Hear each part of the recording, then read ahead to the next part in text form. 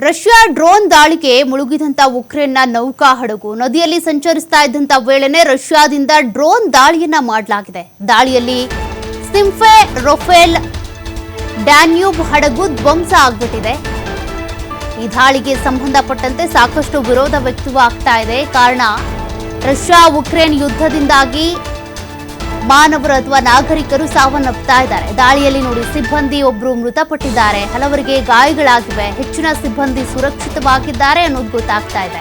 Ukraine ಮಾಹಿತಿ, ಇತ್ತೀಚೆಗೆ ಉಕ್ರೇನ್ನ drone ತಯಾರಿಕಾ ಫ್ಯಾಕ್ಟರಿ ಮೇಲೆ ದಾಳಿ ಮಾಡಲಾಗಿತ್ತು. ರಷ್ಯಾ ಮೇಲೆ ಉಕ್ರೇನ್ನಿಂದ ಡ್ರೋನ್ ದಾಳಿ ನಿರಂತರವಾಗಿ ಮುಂದುವರಿತಾನೆ ಇದೆ.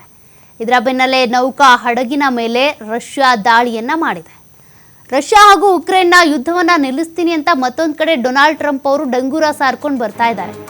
ಯುದ್ಧವನ್ನ ನಿಲ್ಲಿಸೋದಿರ್ಲಿ, ಅಟ್ಲೀಸ್ಟ್ ತೀವ್ರತೆ ಕಡಿಮೆ ಮಾಡೋದಕ್ಕೂ ಕೂಡ ಡೊನಾಲ್ಡ್ ಟ್ರಂಪ್ ಅವರಿಗೆ ಆಗ್ತಾ ಇಲ್ಲ. ನೋಡಿ, ದಾಳಿಗಳ ಮೇಲೆ ದಾಳಿಗಳು ಮುಂದುವರಿತಾನೆ ಇವೆ.